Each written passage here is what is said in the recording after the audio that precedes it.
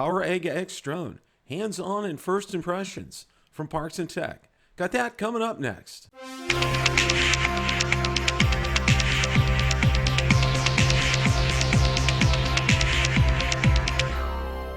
Hi everyone, Bill from Bill the Drone Reviewer, where I make drone and drone related videos. If you're new here, welcome, and consider hitting the subscribe button so you don't miss any future content. With that, let's begin. The other night on Rotor Talk Live, I had very special guest co-host Josh from Parks and Tech. Josh brought with him his PowerEgg X drone. We took a look at it, we took a look at the waterproof options, we discussed some of his first flights. So without any further ado, we're going to roll that clip in its entirety.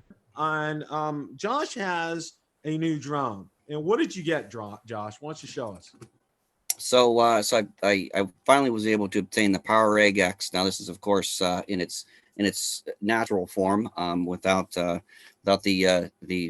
props on them, and this is how it actually ships.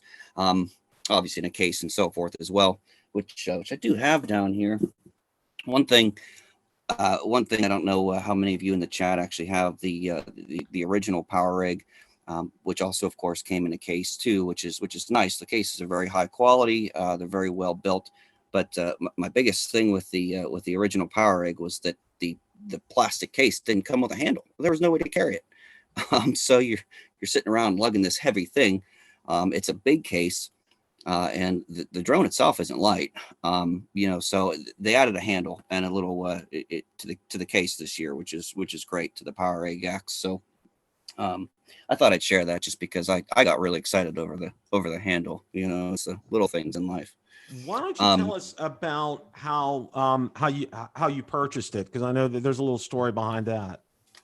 Yeah. So originally I tried to get it from Powervision's website. I looked online and it said, it would ship out in 24 hours. So I said, okay, great. No problem there. This was in January at some point. Again, I'm terrible with dates, so I apologize. But I do remember it was on a Friday that it was ordered, and I figured 24 hours. Okay, I ordered on Friday, and there's the weekend, so I said, okay, I didn't get any shipping notification or anything like that on Saturday, and I didn't think I would just because it was a weekend, but who knows. So I waited. I waited actually a full another week with no shipping information. So I said, okay, interesting. And I'm actually a fan of Adorama in New York City. Now I've never actually been to the actual retail location. I've never been to New York City, but so they ended up actually having it on their website, and I've used them before. They're very quick. They ship very quickly. I typically get their things and their items in 2 days, 3 days. So I said, okay, fine. So I ended up canceling the one with PowerVision, and I was able to get it from Adorama, and I had it in 2 days. It was great. Yeah. That's How about fantastic. that? Yeah. Adorama, excuse me, they did very good by me because I got my Autel X-Star Premium through them. And like you said, I got it in 2 days. It was very fast when they got it out. So they're a good company to deal with. So did you get the waterproofing option with your PowerEgg X? So I did, yes. I had to get that just because I thought it was so cool that they claimed that this thing could fly in pouring down rain and still be stable and still be good to go. So I did get the kit, and I actually have some pieces to the kit here, of course. Now I haven't used these yet, but these are the what some people are calling the pontoons. The floaters, whatever you want to call them, but they attach to the legs of the quad and allows you to land on water. I don't really have a lake nearby or anything like that I've tried these on, so I have not tried these yet. I've seen other videos, and from what they're saying, when you actually do land this in water, these do sink. But they sink a little bit below the top of the water, which I guess is concerning to some people. But again, I haven't tested that myself, so I'm just kind of going off of what someone else said in regards to the floaters. But I just think it's great. I mean, if you're flying out over water and low battery, for example, something like that. We've all seen the videos where, you know, the drone's coming back, trying to return to home out over water. They're really fun to watch. You know, gets your heart racing because, Oh you know, yeah. coming back on 1% battery. But with these, you don't have to worry about it. You know, you can just land in the water if you have to, and then figure out how you're going to get it later. So also in that kit is the waterproof housing itself. Okay. So here is the waterproof housing. You know, it is made out of plastic. There is a section here in the very front, which is where the you know, for the camera, because if you're not going to be able to see it through this this camera I have here, but it's very blurry everywhere else if you try to look through this plastic. But right here in the front, it has I don't know if it's a different type of plastic, but you can see through it very clearly. Now I have flown it with this on, and I've flown it in snow. I've also flown it in rain, and once you get something on the front that's in view of the camera, you know, it has to be wiped off unless it, you know, drips off or something like that. So it could potentially, you know, ruin footage, unless you're going for that type of effect. You know, it just depends on what you're trying to shoot. So it's not like it just, you know, runs right off, unfortunately. So it does become, it could become an issue, you know, depending again on what you're trying to shoot. Well, But you know, I mean, that's to be expected. yeah, you know, You know, you take a look at, for example, you know, a football game, like an NFL football game, you know, in some of those cameras, you know, if the wind's blowing the wrong way and it's raining, you know, it's the lens gets covered and they have to go to a different mhm. camera because of that. And there's just really kind of no technology out there that's going to prevent water from getting on that lens cover and doing that. Now, I know you watched Steve Captain Drone's video on the PowerEgg, I did. and one of the things that he did, which I thought was real interesting, is about 24 degrees Fahrenheit, so it was cold. One of the things he did, he sprayed some anti-fog spray on it, and from the inside to help, and it did help for a while. But because it was so cold, it's 24 degrees. You know, parts Mhm. of it ended up fogging up, and those parts were up towards the top, which I thought was interesting, and the bottom was a little bit clearer on that. So you know, that's something to take into consideration. You know, and if you're using it, you know, in a more moderate or temperate climate, you know, where the temperature and humidity aren't really kind of opposed to each other, you'll probably get some great video out of it. I would think. But again, you know, you're talking about, and it showed on Steve's video where, you know, there were some water drops on there and you could see that, and it was pretty obvious. So, you know, that's a, Mhm. you know, while, you know, people have always been talking about, oh, you know, waterproofing like a Phantom 4 or the Mavic 2 series or this, that, which in theory it's all good. But here we have the case right here. And this is something I've always been saying is, you know, water droplets coming on that lens. I mean, that's just gonna ruin it. I mean, if you're out there trying to get a cinematic type of shot. Now, conversely, you know, like on some of the higher end DJI drones, you know, like the Matrice, you know, those are rated to be, you know, waterproof type of drones.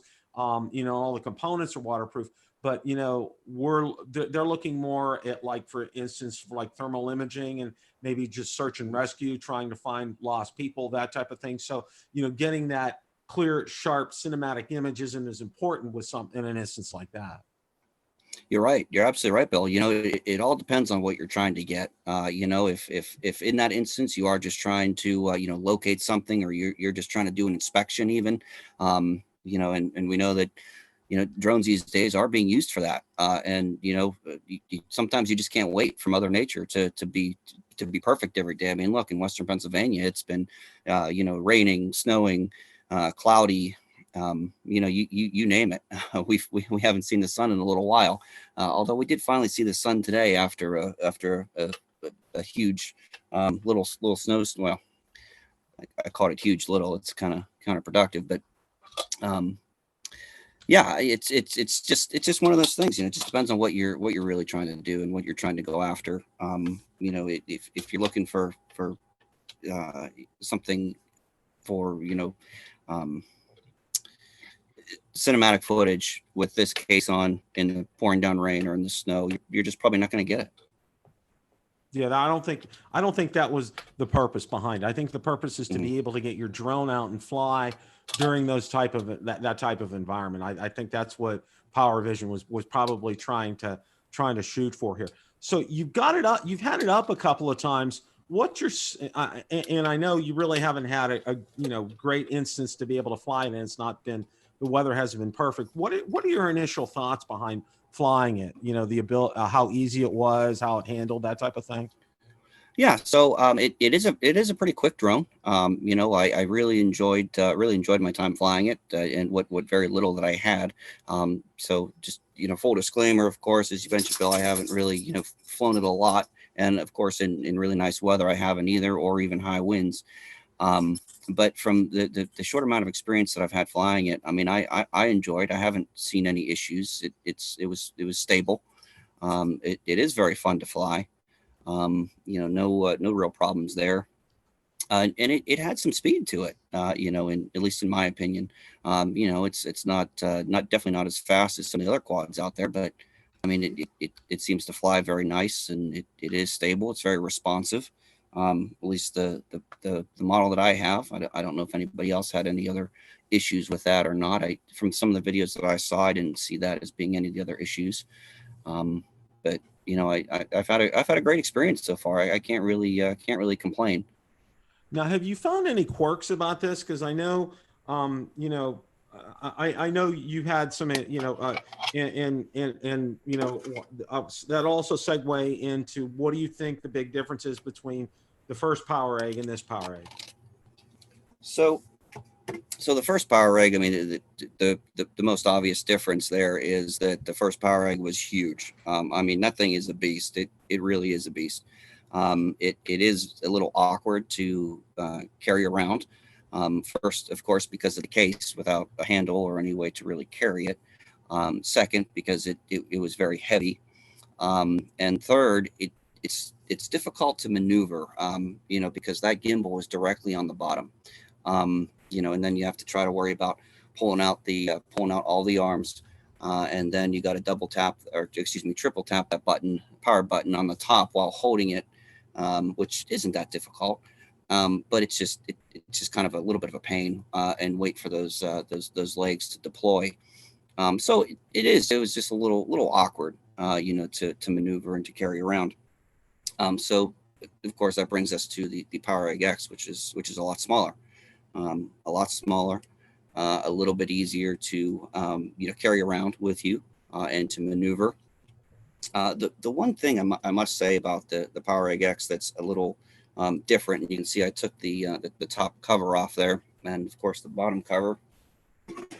And one of my major concerns is the ability to be able to put these legs on and off. You know, they don't lock in. There's no locking mechanism that holds them in. It's really just pressure and force is what really holds them in, and it is a little difficult to sometimes get them off. So I'm clipping it in here, and you just push it in. So you got to make sure that it's pushed in all the way. Now that's not going to go anywhere. I mean, that's in, you know, but Right. depending on what you're using it for, if you're going to mount it on a tripod, or if you're going to use it as a handheld camcorder at all, you're gonna have to take these off, and that just took a little bit of force to get that off. And I'm just worried about these connections. You know, after how many times can these connections withstand that, you know, going back in and coming back out? So, I mean, I hope that's not a problem. I hope that's not an issue, but that's just something that I'm concerned about with this. That's all. Well, you know, it's like, for me, I need to hear something click. You know, I need to have, you know, a visual or verbal cue, you know, a visual cue that's something you can hear the snap and see it snap, that kind of thing. Mm-hmm. So I agree with you on that. I think that's something. I mean, even if their engineers put something in place just to have a sound in there, so you know it's okay. I mean, that's, you know, that's a little. I agree with you. I think that's a little concerning. I wish they would have had thought about something like that. I agree. I agree with you completely. And like I said, when you first push that in, you do have to remember to give it that extra push to get it to make sure it's in and connected. Now, I'm sure if it's not pushed all the way in, and I haven't tried this yet, but if it's not pushed all the way in and you try to turn it on, maybe it won't recognize that they're attached. I don't know that for sure. I would hope that it would tell you that it's not attached and it wouldn't still get power and then have those props be loose.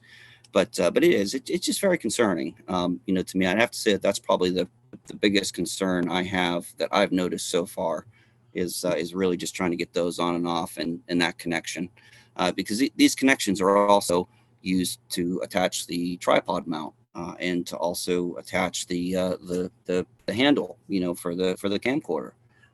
So I mean, it uses those same connections. Now, of course, they're made a little differently, but still, it makes you wonder how strong these connections are and so forth. Yeah, that is something to talk to be concerned about. Tell us a little bit about the app. What are your thoughts about that? I mean, is it a good app? Is it an easy user interface? So I mean, overall, the app is pretty easy to use. I haven't found any issues, using the app. It hasn't crashed or anything like that. I do want to mention that I do use Android. I don't use iOS at all. So I am an Android boy. Just to throw that out there. But the app, the app itself is, like I said, very easy to use. I haven't had any issues with it. The one thing that I didn't like about it is that it uses an app that is used for something else. So it uses the Vision 2 Plus app, and the Vision 2 Plus app is also used for some of their underwater quads. Or I shouldn't call them quads. I apologize. Underwater drones, vehicles, whatever you want to call them.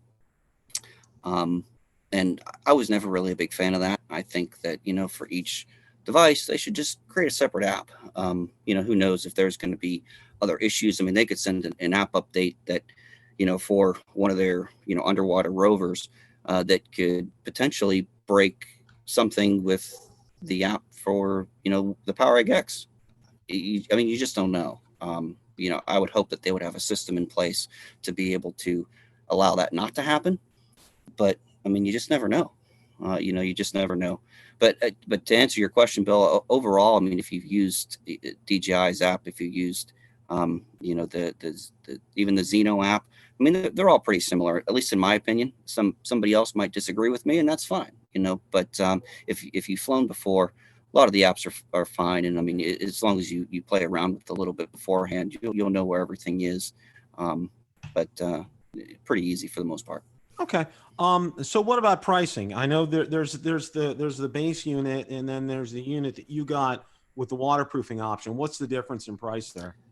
So the base unit by itself is $899. Okay. At least at normal pricing, and then with the waterproof case and accessory kit, you're looking at $1249. Okay. So $350 difference there. But in my opinion, I think it's worth it, because also in that waterproof case, it's more than just the case and the floaters. You end up getting an extra battery with that as well, so that's pretty cool. I don't know how much those batteries go by themselves. And you also get a little extra. I haven't even taken out of the packaging yet, but the a little carrying case for the for the props as well. So both of the props fit in here, so for easy travel. But I think it's worth it. If you plan on flying either in the rain or flying even around water, or if you live in an area that maybe it does snow a lot. You don't have to put it in the waterproof casing to do that, but maybe you still want to attach the, these floats, and you can use them as skids, to land on, either snow or ice or mud, maybe, things like that. So, I mean, it depends on where you're flying and what you plan on using it for, and whether or not maybe you should go with the base unit plus the waterproof accessories, or if you just want to go with the base unit itself.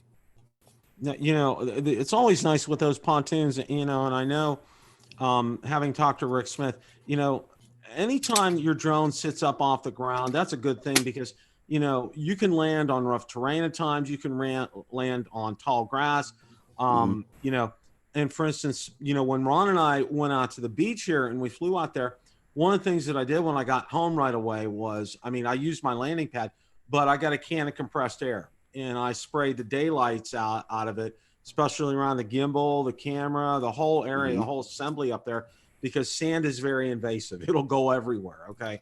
And, you know, and I advised Ron, you know, I told, oh, Ron lives by the beach, so he knows that he has a can of compressed air with him all the time. He says, especially when he goes flying near the beach because of the sand. And, you know, Hmm. that getting your drone, you know, sitting up there like that, it gets that gimbal off the ground and you know you don't get things in there, and that's always a key. So even just, you know, being able to maybe, you know, I don't know if PowerVision does it, but maybe they can sell, maybe they might sell part of those accessories like a la carte kind of a thing, Hmm. and you can buy just like the pontoons. I think maybe people might do something like that and be able to, you know, land their drone. I mean, you could use that fine and perfectly in normal weather, and also too, like you Yep. said, if you're running out of juice and it's going to land in a pond, you know, at least you have it upright and explore your options to go out there and get it. Because otherwise, you know, when it goes in, it goes in. I mean, there's not a whole lot you can do about that. Yeah, you're absolutely right, Bill, and you touched upon a really good point. And you know, I really wish we would know the answer, and I hope that they do. But I hope PowerVision does start selling these individually, like you said, a la carte. I think that that's going to be, you know, huge for for people, because maybe you don't want everything that comes in that case. Maybe, you know, I mean, an extra $350. I mean, that's a lot of money.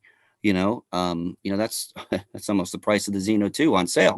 So, Mm-hmm. you know, I mean, just for some added accessories. So I really hope that they do end up doing that, because I think they'd probably get even more sales. Um, you know, just my thoughts. Well, you know, one of the things before we kind of wrap things up here, and I just had some thoughts. You know, when you're flying up there, and I think about it like this. I just got my truck washed the other day, and you know, I never drive. I always go through the drive-through. Down in Florida, I have not washed a vehicle since I moved down here. Okay, I always get it done. Go to the car wash to get it done. But one of the things, one of the one, you know, and I usually go to the $5 car wash where, you know, at the end, you know, whenever you start going on, and usually it's by a highway, so it's kind of nice because I'm up to 55, 60, you know, all that water runs off. And I was just thinking about this with the Power Egg. Hmm. When you put the plastic cover on, you know, when you're out there, if you increase the speed on that, you know, a lot of that water, especially on the front, is going to dissipate off there. So, you know, you'll be able to get some of those shots. And also too, Josh, the other thing that I was thinking was this is, you know, you're not going to be out so much, you know, when the weather's really inclement. You're not really going to be doing a lot of cinematic, you know, Hmm. videotaping. Okay, it's going to be more for like a Yep. personal use kind of a thing. But still, you want to be able to get some shots. And I would think, you know, if you would, you know, crank it up, like put it in sport mode, you know, run that water off of it, and then come back and maybe do some of your videotaping, you might get all the water off it. It might help. Yeah, that's a really good point. Really good point. And you know, that's definitely not something that you know, that I've tried. You know, at least noticed. You know, I've definitely had it at full speed and in the rain, and I mean, it just kept coming down though too. So, you know, I didn't really have a break or be able to really notice that. But that's a really good point, and that could absolutely work. I agree with you. That's yeah, that's Yeah, something I think we need to absolutely. bear in mind. Now, you know, again, Josh, you know, when the weather's going to get nice, he's going to get out and get some more test flights in. So definitely. By the way, if you guys haven't subscribed to Josh before, we've had him on the show. Please do check him out. His link is in the description. Please, please, please, please, please subscribe to him. He has a awesome channel. You know, it's just more than drones. He does a lot of camera and tech gear on there. You definitely want to check it out. And I know he's going to be producing some great videos on the PowerEgg X. Question of the day: what do you think of the PowerEgg X drone? Let me know in the comments section below. Thanks so much for watching, and remember, it's a great day to fly. Jump into the car on a Friday.